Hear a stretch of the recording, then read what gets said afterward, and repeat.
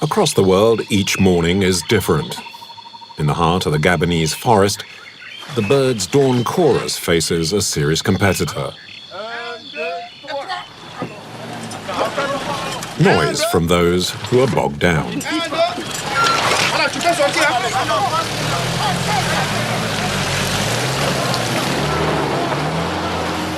Cries of encouragement can boost morale, but they can do nothing for this monster.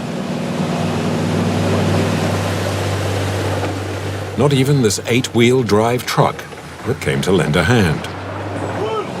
Getting it to reverse seems impossible.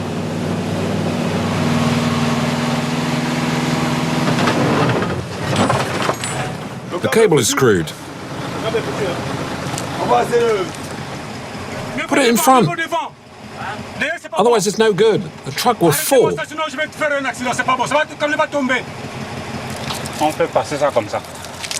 If the knot holds, it will end several days of misery.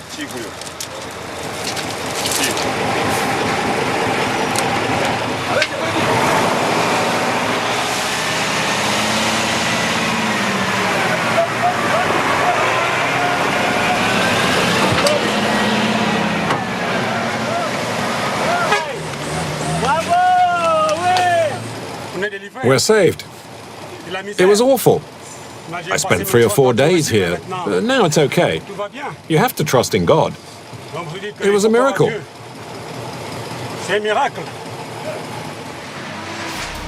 Why do such large trucks even try using these dirt tracks? In fact, they have no choice. It's a crucial economic axis that crosses Gabon from east to west. But only 20% of the route is paved.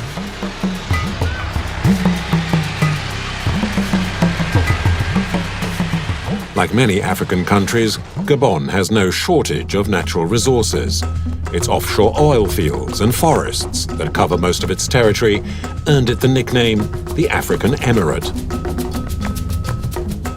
After black gold, green gold is the country's second greatest resource. Without the forest, Gabon's economy would soon collapse. Transporting timber is a dangerous business. On the Gabonese roads, the steering wheel takes on the air of a funeral wreath. It's our daily routine, this.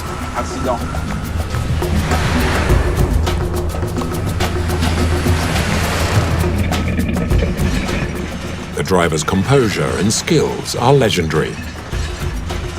They call us sick, insane.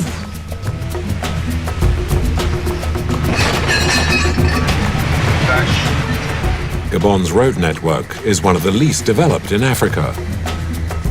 And besides, the nation's 2 main cities, the capital Libreville and Port Gentil, are not connected by road, but by a river.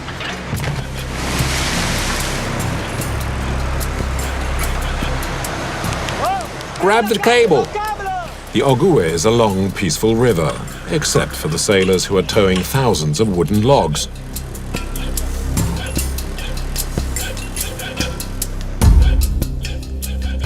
Once they arrive in Libreville, bring the stock here, come on. When the trees are rolled out in wooden sheets, they are used to make plywood for furniture in Europe and Asia.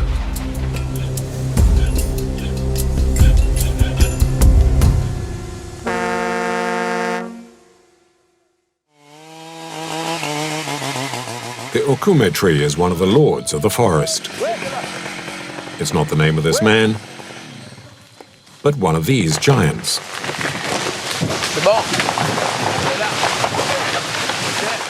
The tool that floors it needs to be powerful, and it is.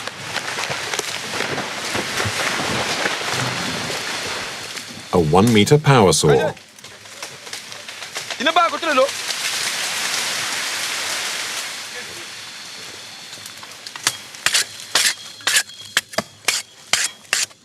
Let's start working the wood.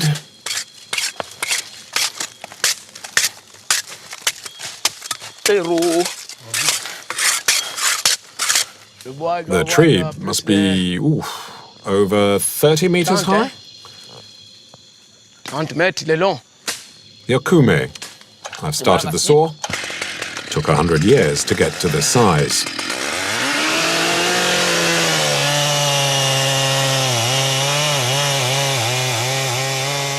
humans take only a few minutes to bring it down.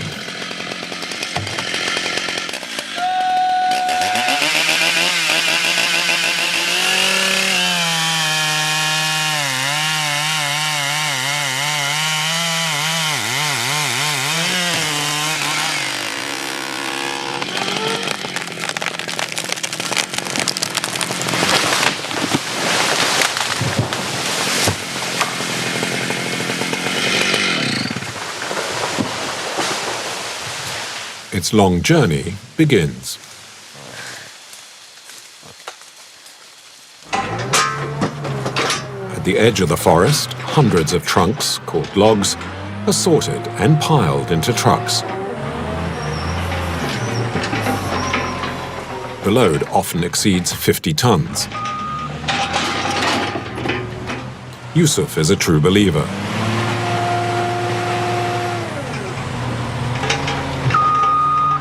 But for his truck's inspection, he has faith in just one person. I'll redo the brakes myself. I don't let anyone else do it. Are the brakes the most vital part of the truck? They are. And you must never neglect the brakes. They're the life of the truck. And of your own life. It depends on it. I've no choice. Never trust anyone or anything is how he's survived so long behind the wheel.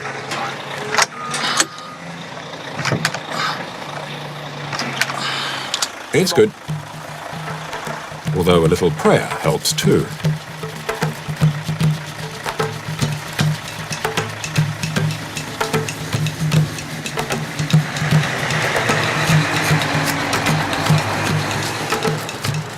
Yusuf takes to the road with 2 other trucks. An epic journey awaits. The convoy leaves La Stourville, hoping to reach the capital, Libreville, in 2 days. A distance of 645 kilometers, all muddy tracks and asphalt defaced by rainfall.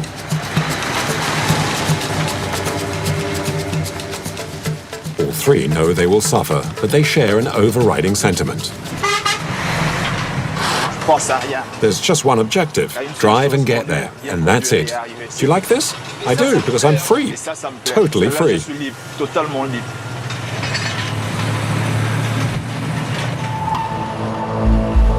In recent months, Yusuf and the logging trucks have been overworked. A non-stop series of return trips. The fault lies in the poor condition of Gabon's railways. As a result of poor upkeep, trains only run infrequently. Hundreds of logs are stuck in the wagons.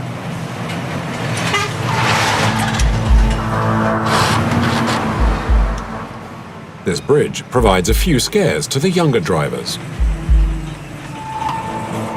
It was not designed for logging trucks. This is a test of a good driver. The width is challenging, it's very narrow. It's a tight fit.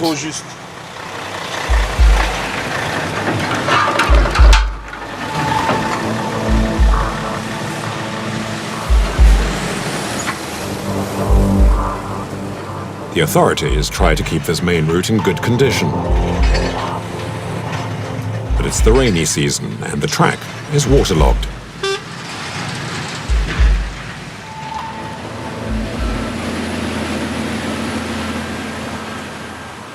Here it's difficult. It's just a sea of mud. Is it slippery? Well, more a matter of getting sucked in and stuck. You have to sort of force your way through.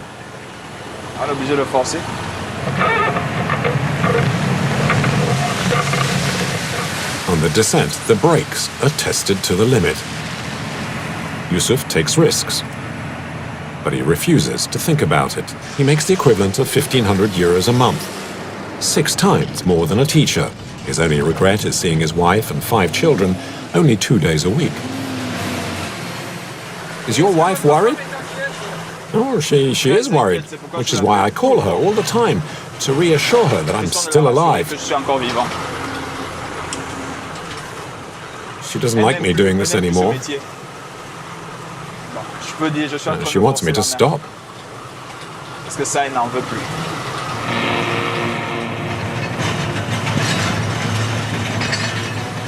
The vibrations rattle the truck and its load.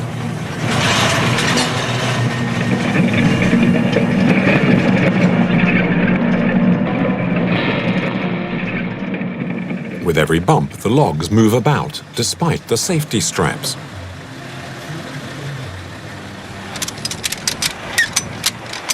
Yusuf is doing okay, but the truck at the back has a serious problem. One of its trunks has shifted. Comment? Ah, voilà. There's a problem with one of the trunks here. It's slipped backwards. Elle a reculé. Replacing this 3-ton block of wood without a crane would seem impossible. But with a little imagination and help from a cliff, it's done.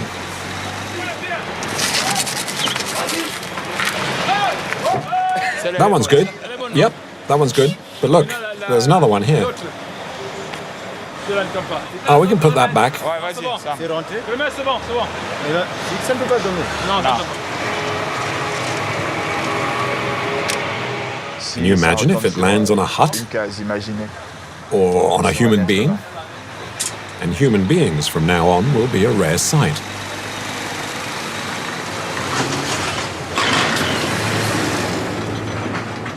The village marks an invisible boundary with the most hostile part of the road. Yusuf's convoy enters the dreaded forest of bees. A 2,500 square kilometer no man's land. Better not break down. Faut pas. Best not. Faut beaucoup Let's prier pray it doesn't happen. que ça vous arrive pas. Parce que là.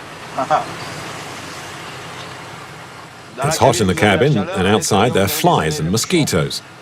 And there's no phone network here, is there? None.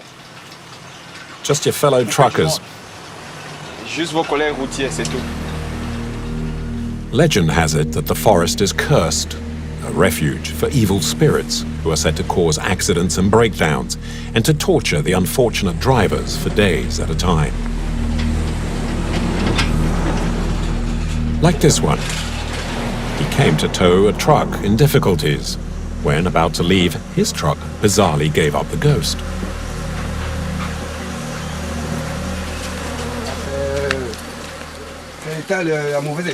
It's the bad state of the roads. It's ruined my clutch. At first, it's not noticeable. But gradually it gets louder and louder. A buzzing noise fills the air. It's made by the thousands of flies and bees in the forest. The permanent noise and the constant attacks drive the truckers crazy. Oh, it's hard. Even the dog doesn't know where to hide. I'm starting to get used to it. Oh, it's the bees. I couldn't stand them at first. I can't stand them. Jean-Pierre's been stuck in this hell for 3 days. It's no fun, let me tell you. As chance would have it, despite very few people who live in the forest of bees, fate has made him stop in front of a house. It belongs to a man to be feared, a sorcerer. His music seems to calm the insects.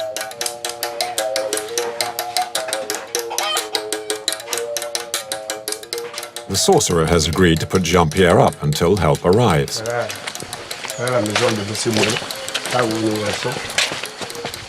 This is where I live.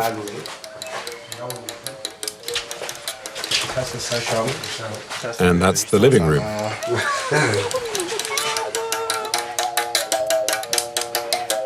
There are some strange statuettes in the middle of the house. They are there in part to treat the young man. His family believes an evil spirit has made him a simpleton. In exchange for his care, the youngster helps with the household chores and prepares the meals. That's porcupine.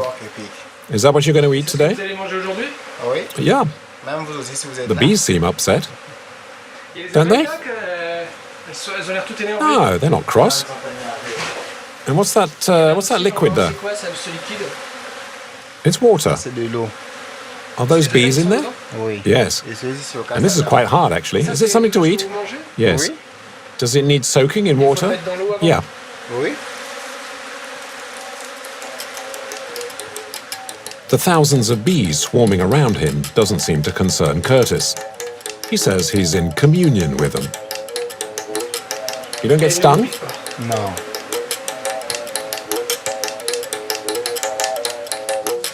As mobile phones don't work out here, Jean-Pierre has asked a passing driver to call a tow truck. In the meanwhile, he pays for his room by doing odd jobs for the sorcerer.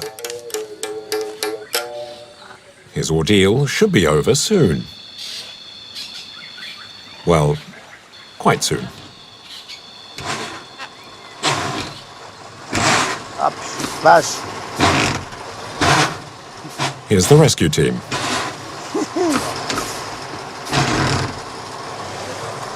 Come on. Okay. Their truck looks in very bad shape, but as long as the wheels still turn. In Africa, we throw nothing away. If a part breaks, we keep it anyway. Are the counters working? Oh yes, they're working. They're fine. There's 770,000 kilometers on the clock. But the engine seems to be holding up.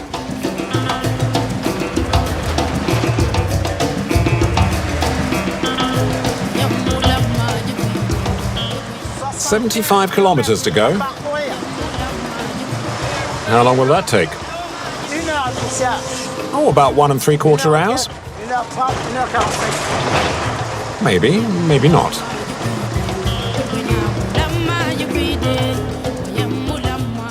In terms of traveling wrecks, there's always one worse off somewhere in Gabon.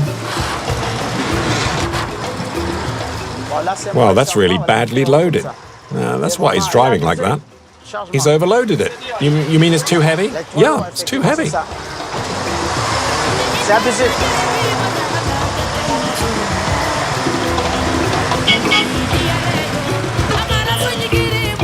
On this track, overtaking is often a risky maneuver. Did you see that? That's really dangerous, a hole like that. If you're going fast on a turn or something, you know what'll happen. You'll crash into it. Wow. It's no fun.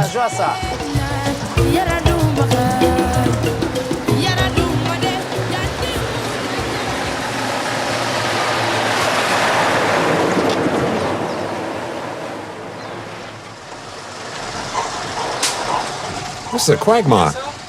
Ouais, ça fait partie. I'm going through. Well, there's no room for maneuver anyway. If it slides, I'll end up down the ravine. With heavy overnight rain, the track turns into molasses.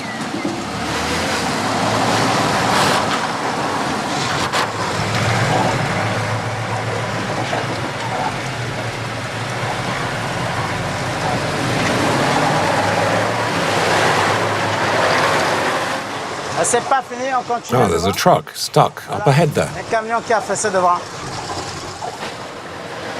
Didier and his tow truck aren't quite ready to save Jean-Pierre yet.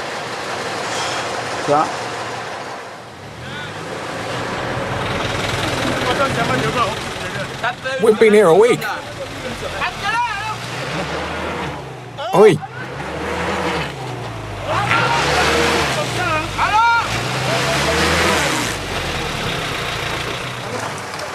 Be careful. The driver is going flat out. But it doesn't end well.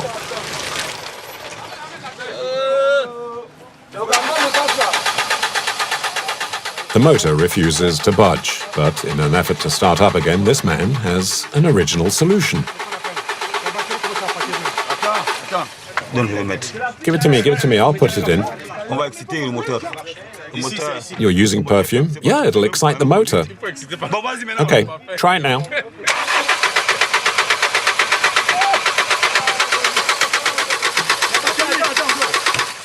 We'll put it straight into the filter.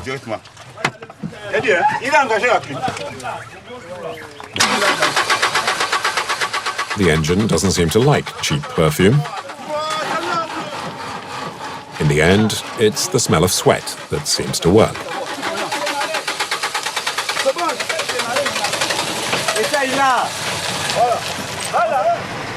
Didier tries his luck. He has just enough room to get through on the side. He's off, and he's relaxed, and gives us a driving lesson. Now, with a four-wheel drive, it's not worth accelerating. Just go slow, see? You see? I braked, and it holds.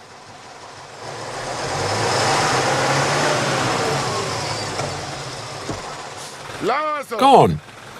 Speed up. You need to have a good grip, my friend. Now, that's a problem.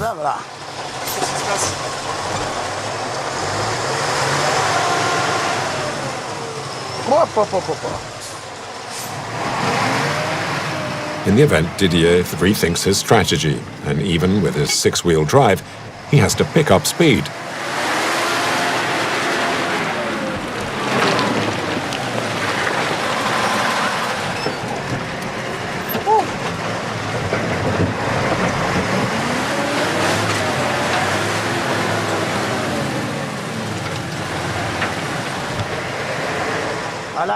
Stop here.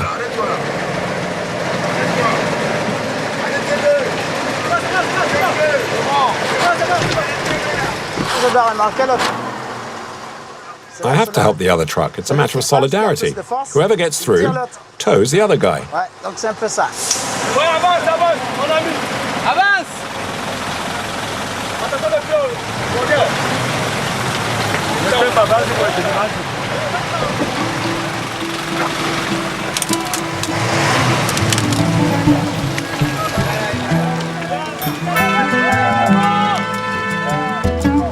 Voilà. Ah, c'est bon. Okay.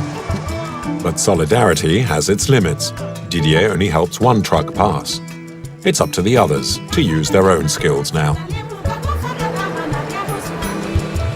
Unlike the rest of the country, the track through the forest of bees will never be paved.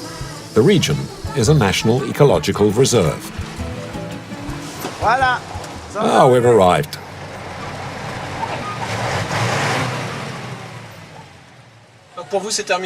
So it's over then? Yep, I finished. But now it's up to the mechanics. Just in time, as Jean-Pierre wouldn't have lasted one more day. The bees, flies, and the sorcerer's cooking have taken their toll. You're not feeling well? I swear I've got diarrhea. I have to go to the toilet every 5 minutes. The heat, humidity, and the gnats don't make the task any easier for the mechanics. Attendez. Oh, mais je vais pas presser. Laissez-moi d'abord rouler ça.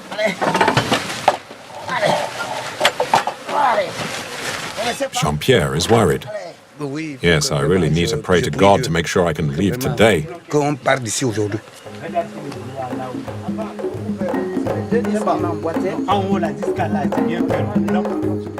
The mechanics bode ill for the sorcerer.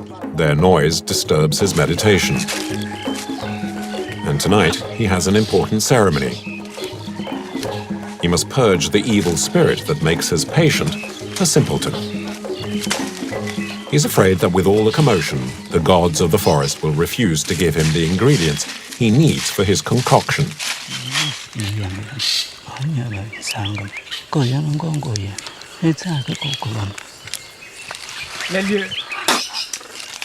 You asked its permission? Oh, yes. The tree agrees he can take a piece of the bark. Out of respect, he heals the wound.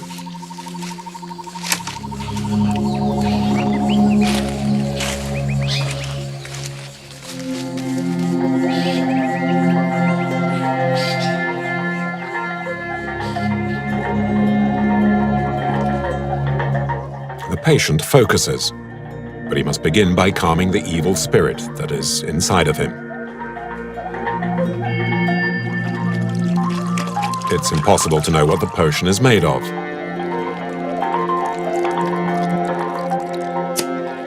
There's some beer, and some claws from a flying squirrel complete the preparation. We're heading this way.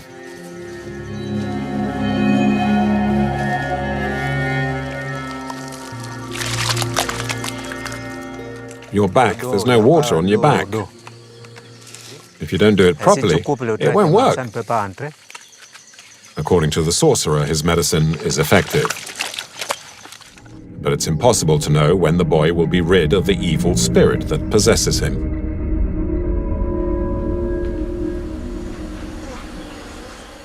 But there's bad news for Jean-Pierre and his helpers.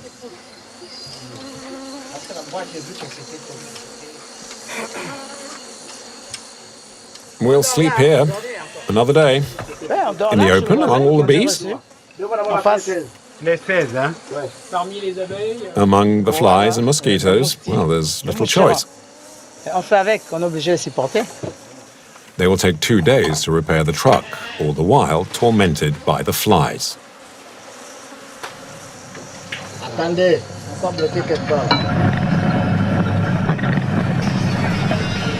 The road may be narrow, but Yusuf has his right foot pressed down on the accelerator and his left foot off the brake. His truck is a 50-ton unstoppable missile. Accidents involving logging trucks are common. I risk my life in this truck, I know it. Do you know people who've had accidents? Yeah, I've seen stuff. Someone's brains splattered everywhere. You ever seen that? It was horrible. To minimize the risk, logging trucks are obliged to stop at nightfall. Yet Yusuf doesn't slow down. He drives so fast, this truck lunged off to the side. Merci.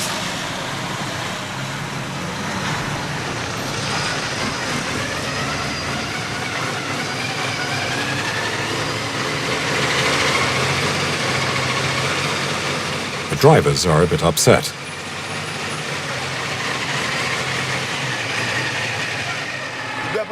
He shouldn't have been driving at this hour.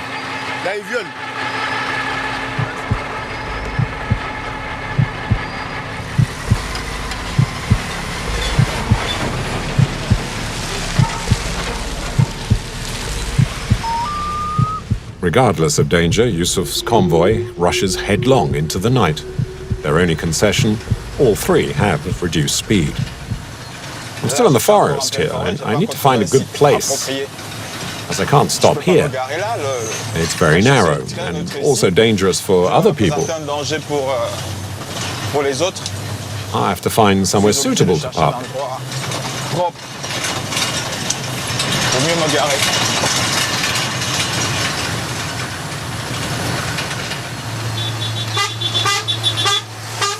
At night, speed causes havoc. The driver of this truck was very lucky. Behind the trees that are holding up the truck is a steep ravine. The driver slowly regains consciousness. To avoid another truck, he had had to swerve. When I tried to squeeze through, the trailer swung round. I had to head over to the right, and I ended up here. I heard a bang, and my leg was badly hit. Now I've got a problem with my kneecap. Are you getting my truck out or not? No, first we must finish this. No, get it out. I'll wait. I'm not going to leave until it's off again. The truck's fine. Nothing's broken. I'm not moving until it's upright. He's responsible for the truck. If thieves ransack it overnight, the driver will lose his job.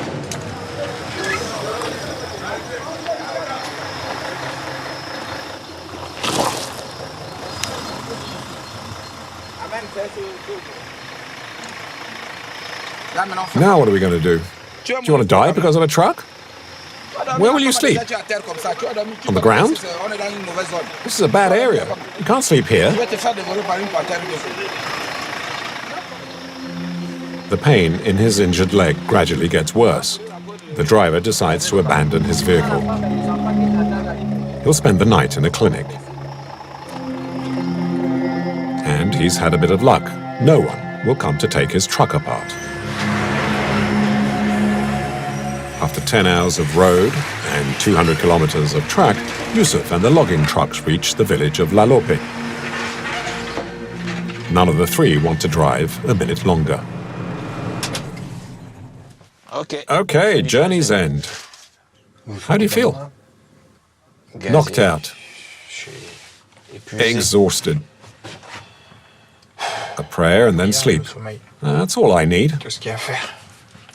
And to use my telephone, of course. To call his wife and his children. Oh, especially that. End of the game. Does your back ache? Oh, it doesn't hurt. This is just a habit. I don't miss it. I'm going to see my former colleagues. Yusuf dreams of Mama Tantine's delicious food. Oh, this is a required stop for all truckers to quench their thirst. He's come to eat and drink. Others come for a little tenderness. I'm looking for somewhere to lie down. Well, we'll make the best of whatever there is. There are places for a short time, but no rooms. The place is a victim of its own success. Is there anything to eat? No, it's all finished. Yusuf has to settle for a soda. He might have got a meal if he'd reserved what are known here as the sisters-in-law. Oh yeah, I had a meal. So you were lucky. Yes, luck was with me. I'm with my sister-in-law. She got me the food. To make matters worse, the next day promises to be difficult. The forecast calls for heavy rain, and the night is likely to be hectic. It's hard. There's noise from the musicians and the radio. The musical cacophony almost never stops.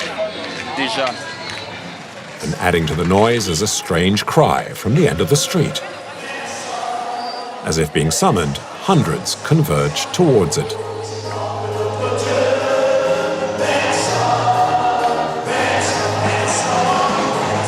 Tonight, there are almost 2,000 people who have come to listen to Mass in one of the evangelical churches that are popping up all over Africa. The show features some very convincing priests. In the heart of the forest, God's enemy is the sorcerer. I say tonight, witchcraft must end.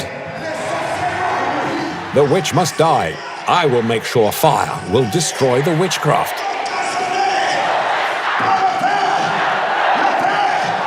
Fire! Fire! Fire! The crowd is galvanized by the priest's litany, and the flock gradually goes into a trance.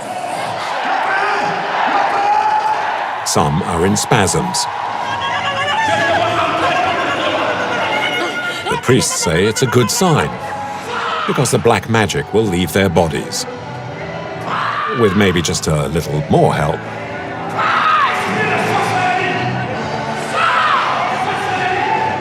Fernand Yode claims to be a prophet. Tonight, he's challenging the water demon that has taken possession of this woman.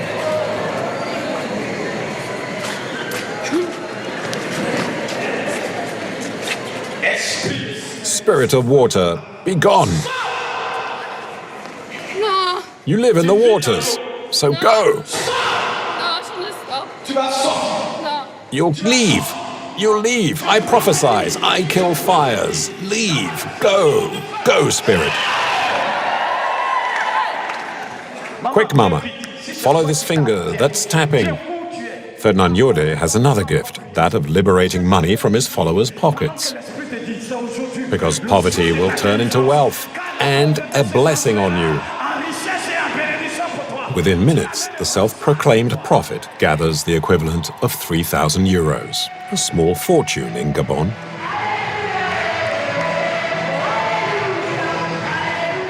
It takes 6 months for this ardent devotee to earn the same amount of money by risking his life every day. But a banknote against a little divine help is far from being a waste, according to Christian.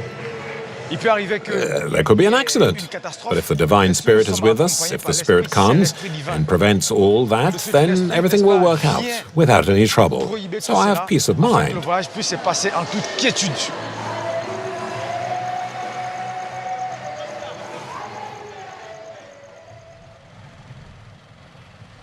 Christian is a sailor, but today he's wearing a different hat. He assembles and pulls together huge rafts with okume wood. It's hard work and makes the truckers look like shirkers. You have to be fit. If you're fit, then you can do this sort of thing. But if you're not, it's impossible. But sweat doesn't pay much, only 700 euros a month. About half what a trucker gets, and for twice the risk.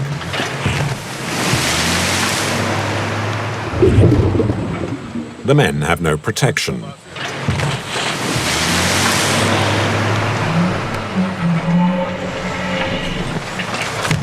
Apart maybe from their agility. By force of circumstance, Arsène, the convoy driver of the train, has become a tightrope walker. At first it was hard, but with time I got used to it. Were you falling off at the beginning? Oh yes, but I learnt how to balance on the wood. The lives of his sailors are precariously balanced.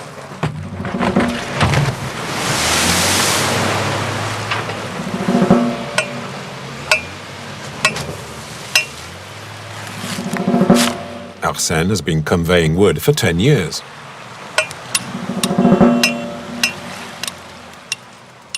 The company he works for puts him and the other sailors up in a village where the comfort is basic.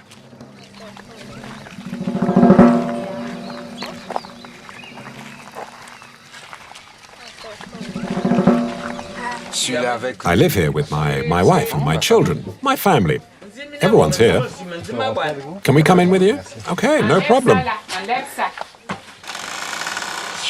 Hello, madam. Hello. Just a few square meters, even for a large family. How many kids do you have? I have 5 children. And it's just your salary that takes care of everyone? Yes, my salary feeds the whole family. You're not worried when he's on the water? Well, of course she is. She can't help being worried.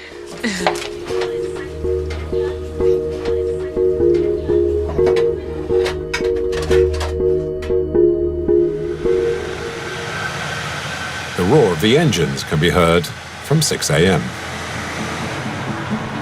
Eugène, the captain, Christian, the passionate believer, and Arsène will take this load of wood to Port Gentil through La Barrene, a passage feared by all rivermen.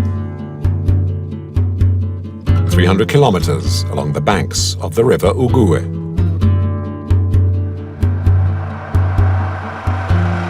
Arsène, tie up the middle one like that, all together.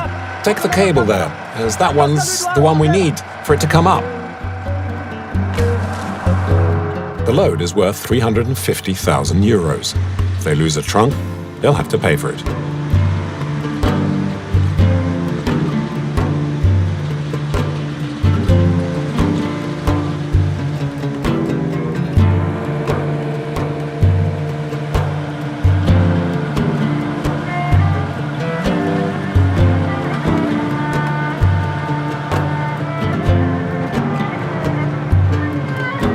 It's the calm before the storm.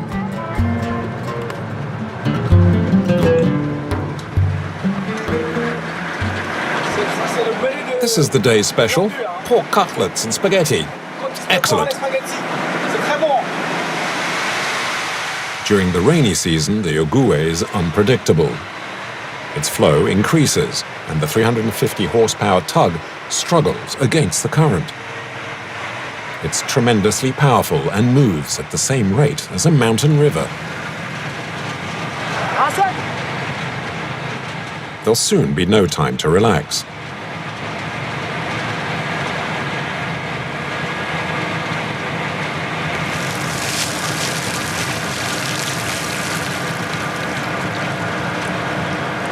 There's a sandbar on the horizon. To get around, they'll have to reduce the length of the tow rope. With a shorter length, the raft becomes more manageable.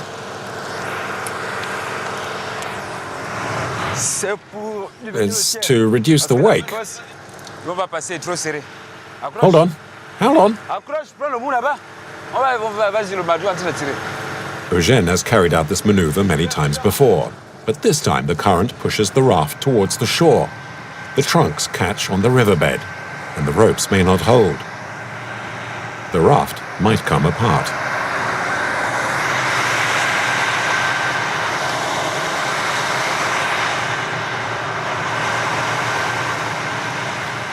One trunk has broken free. Eugène leaves his load to give chase.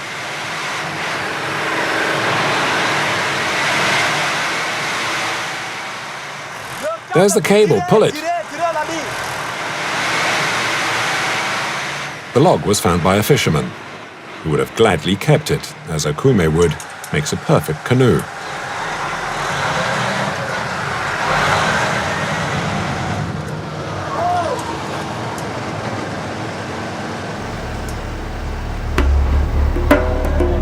Stress increases. The raft is now stuck fast against the riverbank. It weighs almost 700 tons, and a part of it is firmly wedged.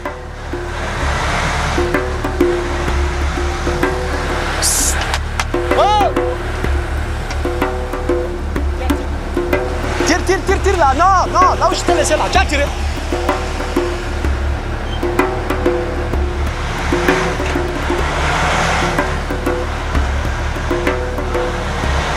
The pressure is huge. If the driver accelerates too hard, everything will come undone. And it will take the three men hours to reconstruct the raft. Lost hours deducted from their wages.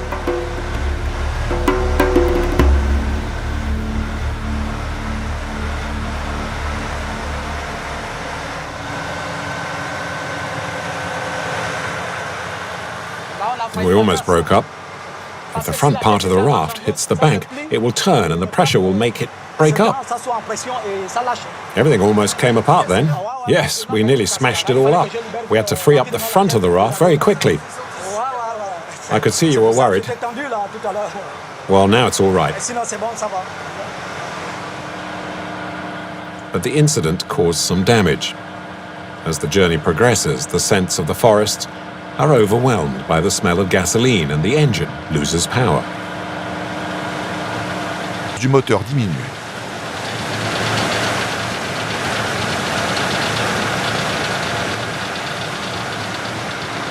In the engine room, there's a nasty surprise for Christian.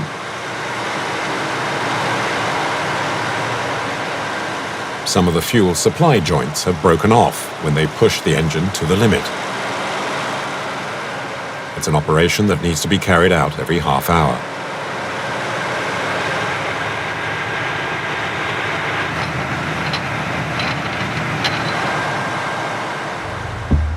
The problem couldn't have happened at a worse time.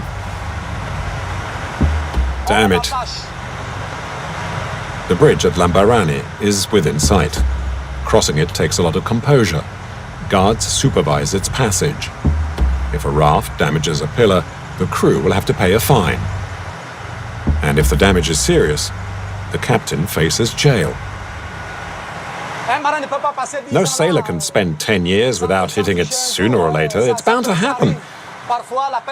You might have a mechanical problem 100 meters from the bridge. If that happens, then everyone will panic. Eugène doesn't want to risk it. He's called for 2 tugs. For a few €100, they'll help guide his cargo through. Arsène, look at where the raft is heading. And don't do anything stupid. 2 of his men will direct the operation. He has some reservations about their reliability. Jean, Là, les your yeux eyes sont aren't pas too trop red. rouges, hein. It's okay, Ah, I d'accord, trust j'ai you. confiance.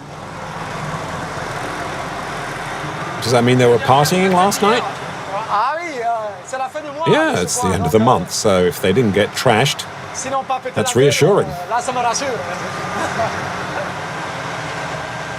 the two escorts prevent the current playing with the raft.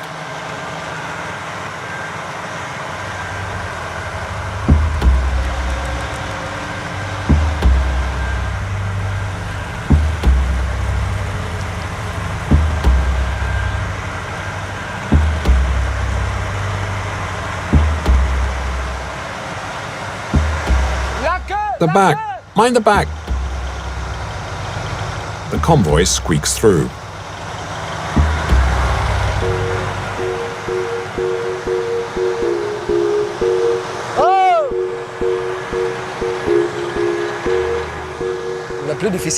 The hardest thing is to get past the bridge. We did it, and it went well.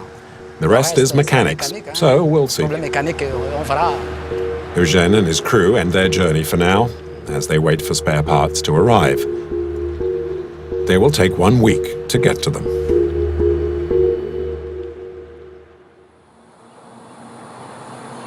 For their part, Yusuf and the logging trucks can finally enjoy some paved roads.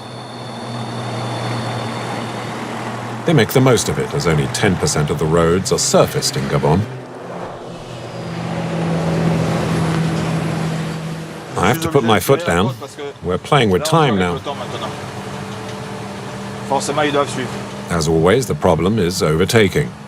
Drivers have so little opportunity of taking such smooth roads, they don't like being passed. If they're going faster than you, you let them overtake. Yeah, you put your foot on the brake a bit. Tu poses un peu le pied sur la pédale de frein.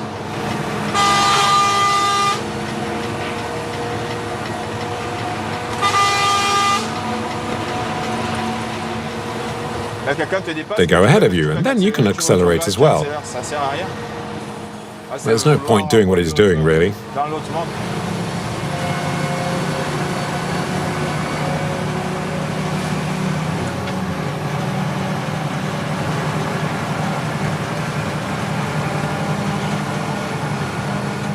It gets dark by 7 p.m., as in the forest, and the 3 trucks will no longer be allowed to be on the road. Yusuf's boss wants an update. Yeah, it might be tight. Yeah. Okay. Is he worried? A little. He needs the wood. It's 50 kilometers to Libreville. The truckers speed up, regardless of the danger.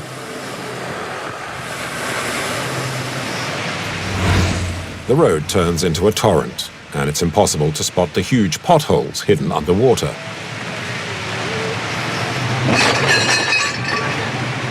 Damn. Why don't you park when it's bucketing down? No, I can still see 10 meters ahead.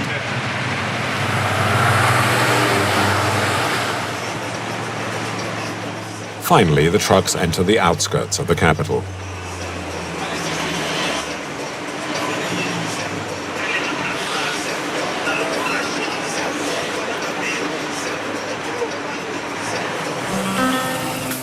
Yusuf and his team have driven for almost 2 days without sleep.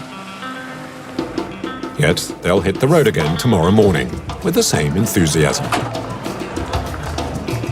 After my wife and my children, this is my life. My life is the truck.